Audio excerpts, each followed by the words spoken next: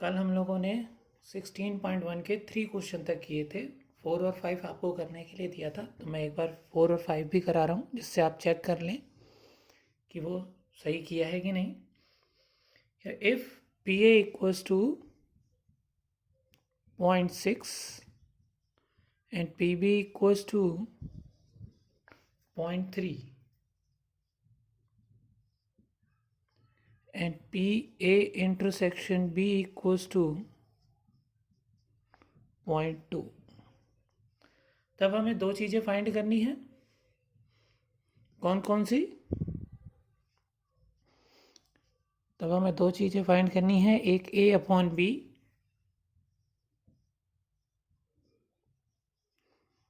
और एक B upon ए।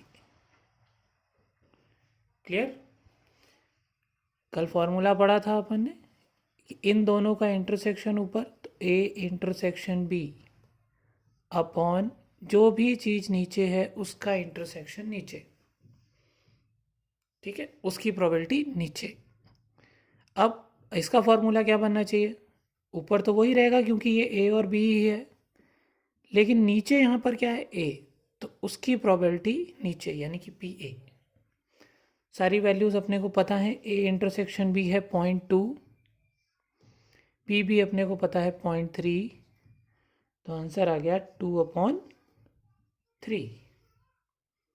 ठीक, ऐसे ही B upon A intersection B पता है, पी ए भी अपने को पता है 0.6, तो आंसर कितना आ गया? 1/3। ठीक है, दैट्स इट। जिसने जिसने चेक कर लें अपना कि कैसे क्या किया है, गलत किया है, सही किया है। Fifth, if P A equals to 0.8, P B equals to 0.5 and P B upon A equals to है 0.4। ठीक है, अब अपने को तीन चीज़ें क्या फाइंड करनी है, लेकिन कल मैंने बताया था कि अगर कोई ऐसी चीज़ अपने को गिवन हो क्वेश्चन में जिसका हमें फॉर्मूला आता है, तो हम सबसे पहले उसका फॉर्मूला यूज़ करेंगे। तो अभी तो हमें ये पता है जिसका फॉर्मूला हमें आता है, तो पहले हम इसका फॉर्मूला लगाएंगे, यानी कि पी बी अपॉन ए।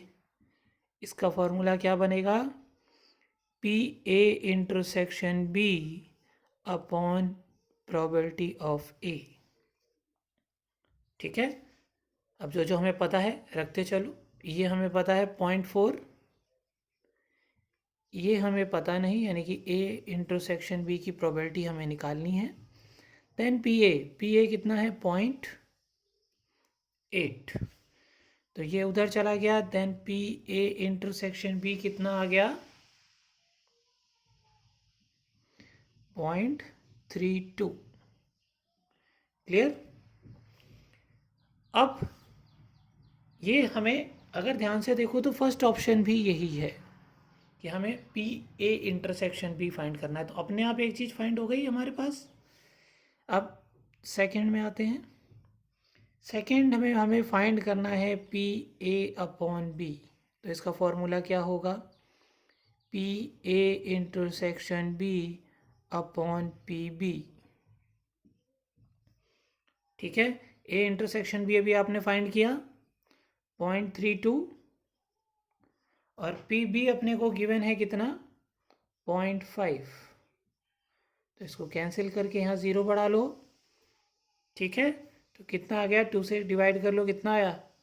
16/25। ये हमारा आंसर हो गया। क्लियर? थर्ड ऑप्शन क्या है इसका? पी ए यूनियन बी कल किया था। इसका फॉर्मूला आता है अपने को P A plus P B minus P A intersection B, है ना?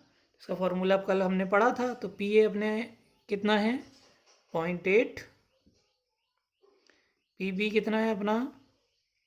0.5, देन ए इंटरसेक्शन बी अपना कितना है 0.32, तो कितना आ गया 1.3 माइनस 0.32, तो आंसर कितना आ गया 0.98। ठीक है, अब नेक्स्ट क्वेश्चन करते हैं। अगर किसी को कोई सी क्वेश्चन में डाउट हो तो वो हमसे मैसेज करके या फ़ोन करके कंफर्म कर ले।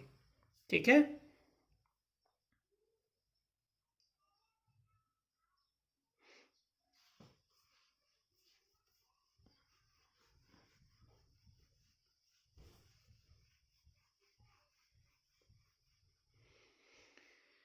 अब जो क्वेश्चंस आएंगे वो थोड़े से अलग हैं ऐसे ही, लेकिन अब वो थ्योरी फॉर्म में है। अब जैसे अभी तक हमें क्वेश्चंस क्या थे कि हमें ए गिवन है, बी गिवन है, ए इंटरसेक्शन बी गिवन है, तो सीधे फॉर्मूले लगाइए और क्वेश्चन सॉल्व हो रहे थे।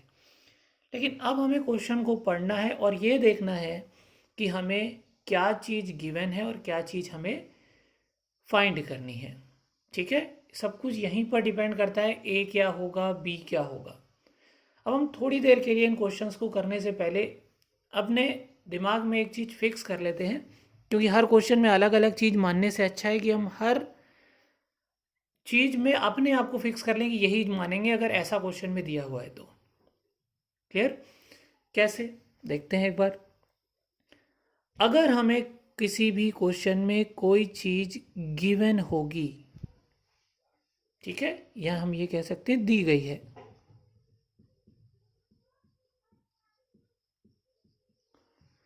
तो हम हमेशा उसको मान लेंगे f। ठीक है, जैसे ए और बी होता है वैसे इसको f मान लेते हैं। और अगर हमसे कुछ आस्क यानी कि पूछ रहा है,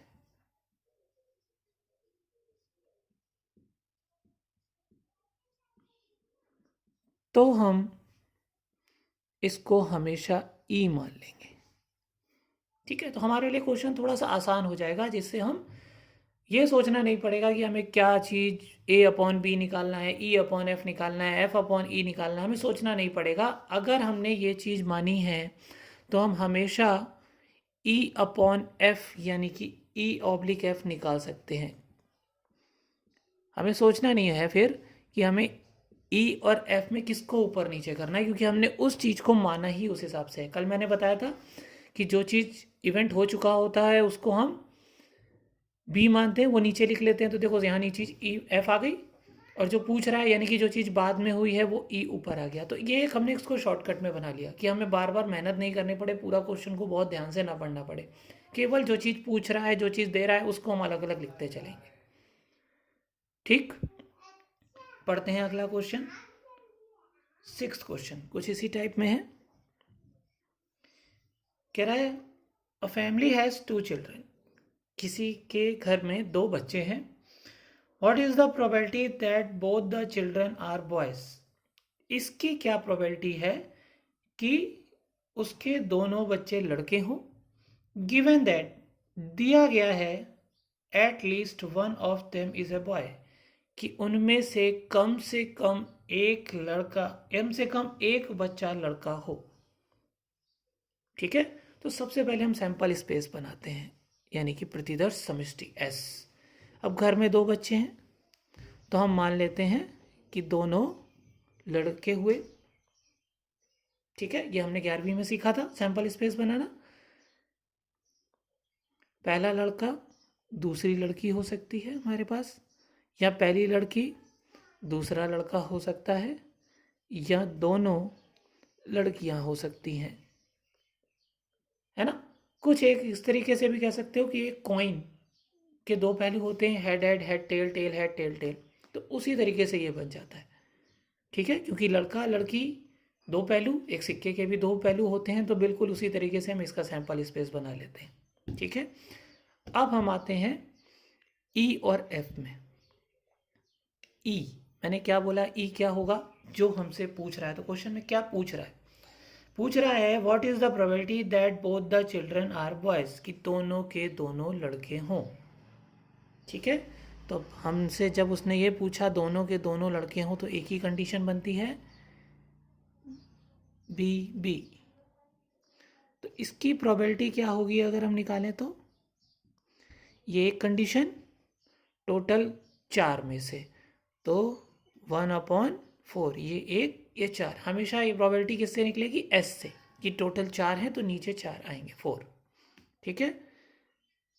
एफ क्या कहा था मैंने, एफ क्या होगा, जो गिवन है यानी कि दी गई है। ठीक है, तो पढ़ो आगे। लिखा गया है, दिया गया है यानी कि given that at least one of them is a boy, कि कम से कम एक लड़का है। और कम से कम एक का मतलब क्या होता है, हमारे पास चीज़ उससे ज़्यादा भी हो सकती है। तो काउंट करते हैं, क्या ये काउंट होगा, होगा, क्योंकि एक से ज़्यादा लड़का है, कम से कम एक है ना, तो ये हो सकता है। फिर एक तो होगा ही होगा, क्योंकि कम से कम एक की बात करी है उसने, तो ये भी हो गया, ये भी हो गया।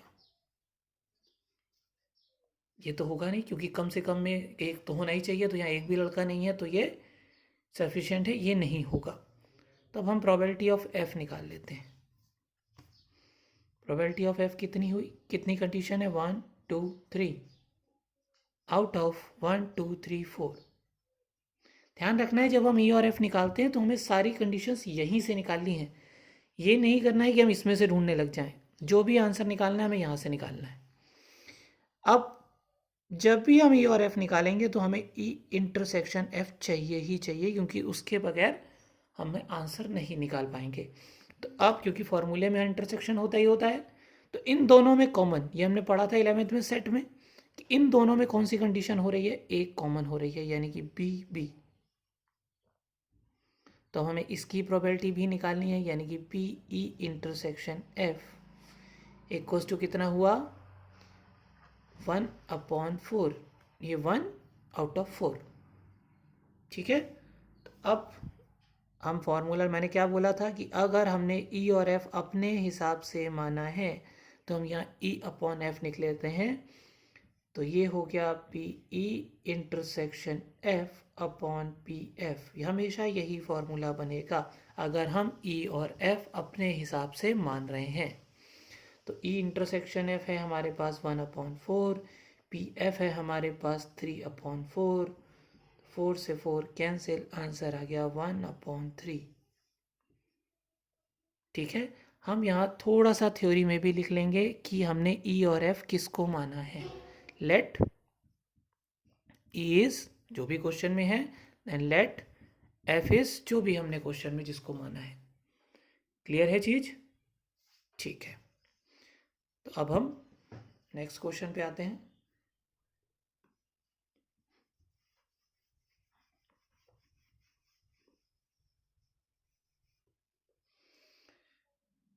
सेवेंथ क्वेश्चन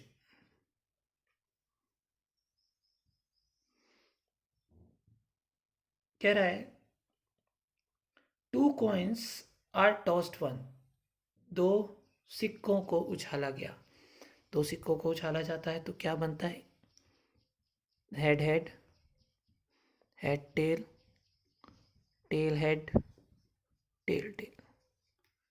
ठीक है।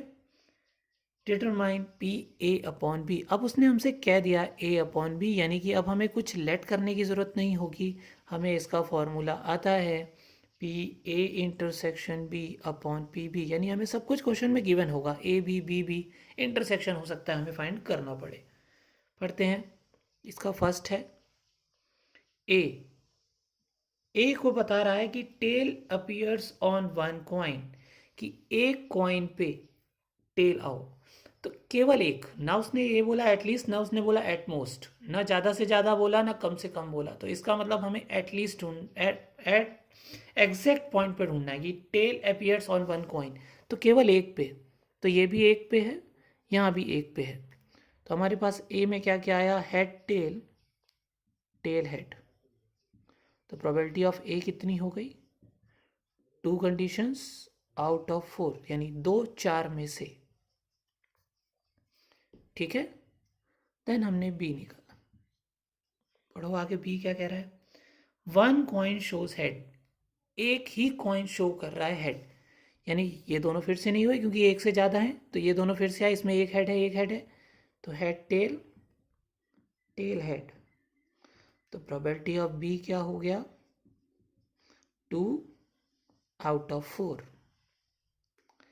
अब हमने कहा था जब भी हमें ए और बी निकालना है तो इंटरसेक्शन तो फाइंड करना ही पड़ेगा, और यहाँ दोनों के दोनों चीज़ें कॉमन हो रही हैं, यानी हेड टेल और टेल हेड।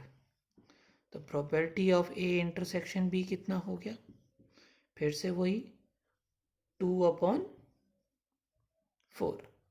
ठीक है, तो अब हमें निकालना है ए अपॉन बी, और ए अपॉन बी का हमने फॉर्मूला पढ़ा है A intersection B upon P B. A intersection B हमने कितनी निकाली प्रोबेबिलिटी, 2/4, और बी हमारे पास कितनी है, 2/4, तो आंसर आ गया 1। ठीक है, अब आपको इसके आगे जितने भी क्वेश्चन बचे हैं कल ट्राई करके रखने हैं, क्योंकि अब मैं इसके आगे जब आप एक बार कोशिश कर लेंगे कि भाई हमें इतना आ गया है, इतने क्वेश्चंस में कुछ कुछ आए कुछ कुछ नहीं आए, तब मैं इसके आगे बढ़ूंगा। तो ये फर्स्ट पार्ट मैंने करा दिया है, सेकंड पार्ट आपको खुद करना है, और क्वेश्चन नंबर जो जो मैं बता रहा हूँ वो आपको करने हैं। एक 10th क्वेश्चन करना है, एक आपको 11 क्वेश्चन करना है, और एक आपको 13 क्वेश्चन करना है। ये 3 कल क्वेश्चन करने हैं, इसके आगे मैं आपको कल ये 3 के पहले कराऊंगा ही कराऊंगा, जिससे आप रीचेक कर लो कि सही हुआ है कि गलत हुआ है, और उसके बाद जो क्वेश्चन बचेंगे हम फिर वो कराएंगे। ठीक है, ओके।